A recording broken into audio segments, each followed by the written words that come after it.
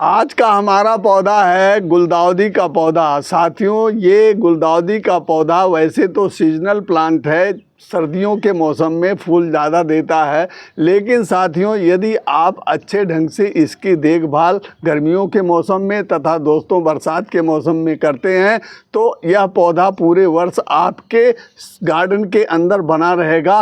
और फिर आगे इस पौधे का आप जो है इस्तेमाल कटिंग के रूप में, पप के रूप में और दोस्तों जो है बीज के रूप में उगाने के लिए प्राप्त कर सकते हैं इससे ये सारी चीज़ें।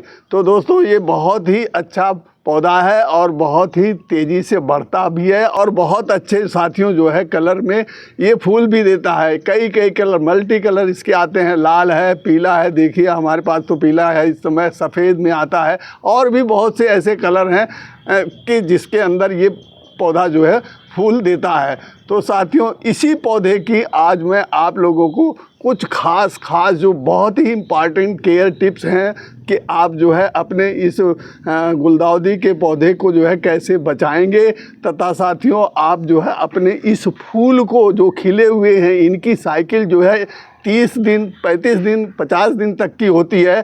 तो साथियों ये पहले ही ख़त्म हो जाते हैं। तो इसकी भी बात मैं करूंगा कि आपको कौन सी ऐसी देखभाल करनी है जिससे ये पौधे जो है इस फूल को अपने जो है काफ़ी दिनों तक हमारे गार्डन की शोभा बढ़ाते रहें। तो और साथियों साथ में जो है अगर आपके पौधे पर कलियां आ गई हैं, वो नहीं खिल रही हैं, तो आपको कौन सी ऐसी खाद देना है जिससे ये कलियां जो हैं सारी की सारी खिल जाएं जैसे कि मेरे पौधों की खिली हुई हैं। तो साथियों इन सारी बातों को जानने के लिए आप लोग वीडियो में मेरे साथ बने रहिए। आज का वीडियो बहुत ही इन्फॉर्मेटिव है साथियों गुलदाउदी के पौधे के लिए, तो आपका रहना ज़रूरी है। साथियों आइए उन सारी बातों को जानने के लिए वीडियो को शुरू करते हैं।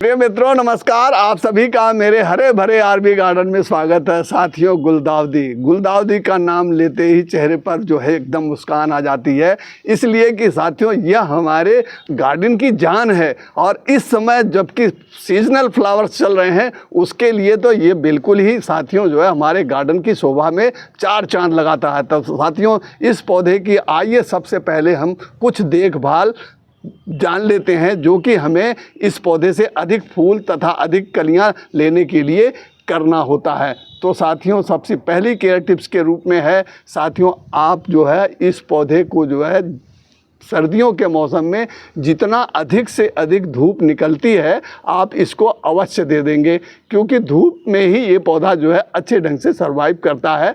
सर्दियों का पौधा है लेकिन धूप इसको अवश्य चाहिए। केयर टिप्स नंबर 2 साथियों ये बहुत ही इम्पॉर्टेंट केयर टिप्स है। अगर आप इसको नहीं फॉलो करेंगे तो आपका पौधा साथियों इस तरह से आपको फूल नहीं देगा। वह है साथियों इसके ऊपर एफिड्स का जो है अटैक होता है और बहुत तगड़ा अटैक होता है। ये काले कीड़े के रूप में आप लोग जानते होंगे दोस्तों, इसको देहाती भाषा में जो है माहो कहते हैं। वह इसके अंदर ज़रूर लगती है इस तरीके से देखिए। और साथियों जो है जब पौधे पर लग जाती है तो फिर ये जल्दी से हटती नहीं है और पौधे की जो सारे पोषक तत्व हैं ऊपर से वह चूस लेते हैं। साथियों इस तरीके से देखिए ये पत्तियों के पीछे लगते हैं, दिखाई भी नहीं देते हैं और ये पौधे को जो है एकदम मार देते हैं, ख़त्म कर देते हैं। साथियों तो कली पे लग गए तो कली सूख करके गिर जाएगी, अगर फूल के अंदर घुस करके लग गए तो साथियों फूल सूख करके गिर जाएगा और पत्ती का तो कहना ही क्या कि पत्ती पे लगा तो साथियों ये पूरे पौधे को ही ख़राब कर देता है। साथियों जल्दी से भागता नहीं है। अगर आप इसका जो है बचाव अपने पौधों पर करना चाहते हैं तो आपको डेली नीम ऑयल का छिड़काव करना पड़ेगा, लेकिन अगर इसके बाद भी आपके पास समय नहीं मिल पाता, छूट ही जाएगा तो पौधा पे ये भागेगा नहीं साथियों। तो आपको जो है इसके लिए फिर केमिकल पे आना पड़ेगा और उसके लिए आपको इस तरीके से जो है ये देखिए साइपर है हमारे पास, इसी साइपर को जो है 1 लीटर पानी में या 2 लीटर पानी में आप जो है 3 से लेकर के 6 ml मिला करके इसके ऊपर छिड़काव करेंगे और ख़ास तौर से पत्तियों के नीचे ध्यान ध्यान करते हुए, जैसे ये देखिए साथियों हमने बना रखा है, ये सफ़ेद कलर में आता, मतलब सफ़ेद कलर हो जाता है पानी का जब आप पानी में डालेंगे। और फिर साथियों जो है अपने पौधे की पत्तियों के नीचे जो है अवश्य मारेंगे। जैसे देखिए ये नीचे देखिए लगा हुआ है, हम इतना इसका जो है बचाव करते हैं, इसके बाद भी साथियों ये इस पे लग जाता है और फिर जो है हमारा पौधा स्ट्रेस में आ जाता है। तो इसकी वजह से साथियों ये पौधा जो है अपनी जो है जो इसकी लाइफ है फूलों की, उससे पहले ही फूल जो है गिर जाते हैं और साथियों जो है हमारे गार्डन की शोभा बिगाड़ देते हैं। तो इसलिए साथियों आपको इस काम को जो है डेली का डेली करना है, नहीं तो साथियों आप अगर चूक गए तो आपका पौधा जो है 100% ख़राब हो जाएगा। इसका आपको विशेष ध्यान देना है। और सभी पौधों पर, जितने भी गार्डन के अंदर आपने गुलदाउदी के पौधे लगाए हैं, चाहे वो हाइब्रिड के हैं चाहे देसी हैं, सब पर आपको जो है छिड़काव करना ही करना है। इस तरीके से जो है साथियों देखिए ये हमारा जो है हाइब्रिड का पौधा है, इस पर भी जो है हम इसको छिड़काव कर रहे हैं क्योंकि इसके ऊपर भी लगा मिलेगा आपको, देखिए नीचे लगा है। केयर टिप्स नंबर 3 साथियों जो है अगर आपके छोटे गमले में पौधे लगे हुए हैं तब तो आप साथियों इसे जो है किसी शेड में रख सकते हैं या बारजे के नीचे रख सकते हैं, उठा करके रख सकते हैं, फिर बाहर निकाल सकते हैं।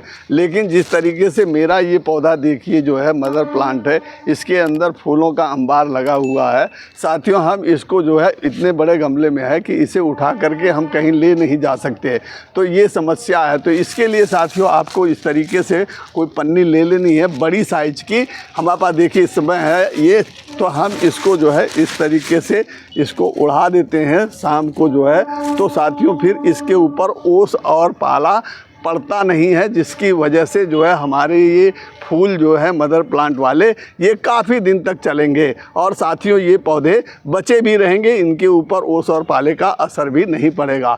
तो अगर आपके पास छोटे हैं तो आप जो है शेड में रखिए या किसी बारजे के नीचे रख दीजिए, अगर बड़े हैं तो इस तरीके से यह कार्यक्रम ज़रूर कर लीजिए। पन्नी उड़ाने का नहीं है कुछ तो आप बोरा है, कपड़ा है, जो भी है उससे आप जो है इसको ढक दीजिएगा। केयर टिप्स नंबर 4 साथियों अब हम बात कर लेते हैं कि अगर आपके पौधे के ऊपर कलियां नहीं बन रही हैं, कलियां बन रही हैं तो वो खिल नहीं रही हैं, कम मात्रा में बन रही हैं, तो आपको खाद कौन सी देनी है। तो साथियों इसके लिए आपको जो है पहले एक कल्टीवेटर लेकर के अपने पौधों की जो है गुड़ाई कर लेना है, जिसकी मिट्टी ऊपर से सूखी हुई आपको मिले। इस तरीके से आप जो है इसकी गुड़ाई करेंगे और खरपतवार जितने हैं इनको भी आप निकाल देंगे इस तरीके से आप।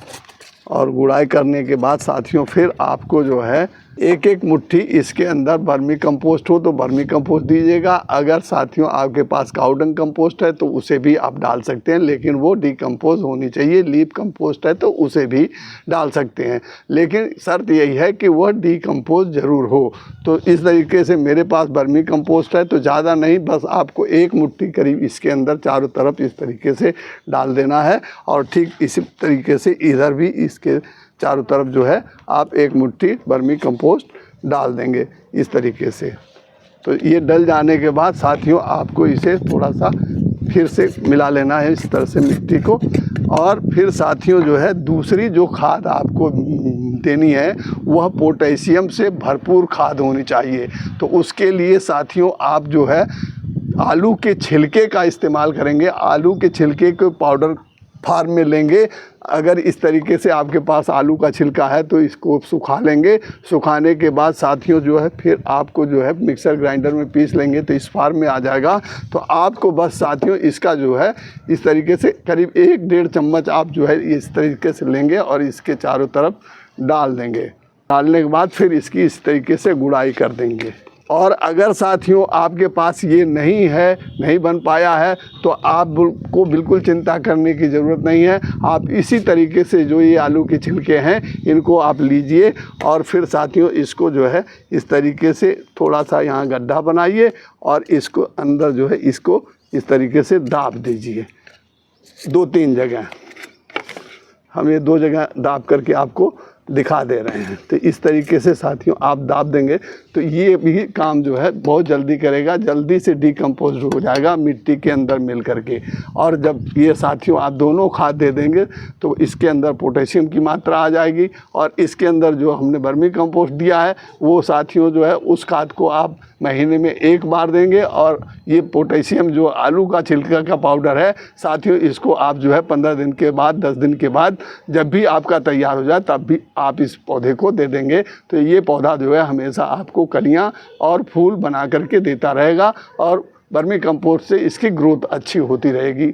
आइए साथियों, अब हम अपने इस गुलदाउदी के पौधे की जो है प्रोपोगेशन की बात कर लेते हैं। साथियों, इसको आप 3 तरह से जो है प्रोपोगेट कर सकते हैं। पहला तो यह है कि आप बीज ले लें और बीज को इस तरीके से जर्मिनेट कर लें, आपका पौधा तैयार हो जाएगा। दूसरा दोस्तों, आपको अपने मदर प्लांट से कोई भी कटिंग ले लेनी है और कटिंग को लगा देना है, इस तरीके से कटिंग तैयार हो जाएगी। ये पौधे मेरे जो सारे लगे हुए हैं मेरे मदर प्लांट से कटिंग के थ्रू लगे हुए हैं। और तीसरा साथियों जो रास्ता है तैयार करने का पौधे का, वो है यह पौधा जो है बेबी प्लांट निकालता है अपनी जड़ों के माध्यम से। तो इस तरीके से देखिए ये इतने पौधे जो है इसके अंदर है। अगर आप इसको अलग करके निकाल के लगाना चाहते हैं तो लग जाएंगे, अगर आप इसी तरीके से छोड़ देंगे तो ऐसे ही पड़े रहेंगे। साथियों, ये बढ़ते रहेंगे और जब तो ये फूल हैं ये समाप्त हो जाएंगे, जब ख़त्म हो जाएंगे, अपनी साइकिल पूरी कर लेंगे, तो साथियों फिर जो है मैं इनको यहाँ से काट दूँगा यहाँ से, और फिर ये जो पौधे हैं इनके अंदर कलियाँ आना प्रारंभ हो जाएंगी। और साथियों जो है ये हमें मार्च तक जो है फ्लावरिंग करके ये पौधा देते रहेंगे। बस आपको ध्यान ये करना है कि गमला अगर बहुत बड़ा होगा तो काफ़ी बेबी प्लांट निकलेंगे और वो वहाँ से ग्रोथ करके पूरा गमला भर जाता है। तो साथियों इस तरीके से बहुत अच्छा लगता है। साथियों, जब आप खाद दे लें तो फिर इसको पानी भी देना होगा। तो पानी जो है आप साथियों इस तरीके से आप डाल देंगे, और इतना डालेंगे कि नीचे तक चला जाए, मिट्टी सारी गीली हो जाए। और साथियों आपको जो है जो खाद मैंने इसमें डाला है वह जो है सॉलिड खाद डाला है। अगर आप जो है आपके पास केले के छिलके का लिक्विड फर्टिलाइज़र बना हुआ है तो आप 15 दिन में आप उसको डाल सकते हैं। प्याज के छिलके का लिक्विड फर्टिलाइज़र बना हुआ है तो 15 दिन बाद साथियों आप उसको डाल सकते हैं। ये मतलब आपके को जो है सरसों खली पाउडर का अगर लिक्विड फर्टिलाइज़र है तो आप उसको भी डाल सकते हैं। तो ये सब खाद डालते हर 15 दिन के बाद आप डालते रहेंगे तो पौधा अच्छे ढंग से ग्रोथ करता रहेगा और कलियाँ भी निकालता रहेगा और फिर फूल भी बनाता रहेगा। तो खाद जो है हर 15 दिन के बाद कोई ना कोई बदल करके देंगे तो इस पौधे पर जो है अच्छी ग्रोथ आती है और अच्छा काम करती है। तो इस तरीके से साथियों आपको पानी दे देना है, और पानी जो है हमेशा जब मिट्टी सूख जाए तभी आप पानी दिया करें, इसका आपको विशेष ध्यान देना है। ओवर वाटरिंग नहीं होनी चाहिए पौधे के ऊपर। साथियों अंतिम कार्य जो आपको करना होगा वह है कि इसके ऊपर से ओवरलोड को हटाते रहें। ओवरलोड का मतलब यह है कि जो भी फूल जो है सूख जाए वह उसको आप काट करके हटा दिया करें, यह ध्यान भी आपको करना है। तो साथियों इस वीडियो में मैंने जो यह जानकारी गुलदाउदी के पौधे से संबंधित आप लोगों को दिया है, अगर उस जानकारी से आप सहमत हैं तथा दोस्तों यह जानकारी आपको लग रही है कि हाँ गुलदाउदी का पौधा इसको करने से बहुत तेज़ी से फूल देगा, तो साथियों आप लोग मेरे इस वीडियो को जो है लाइक अवश्य करिए और अपने दोस्तों में शेयर कर दीजिए तथा मेरे चैनल को सब्सक्राइब कर दीजिए। मिलते हैं साथियों नेक्स्ट इन्फॉर्मेटिव वीडियो में, तब तक के लिए हैप्पी गार्डनिंग।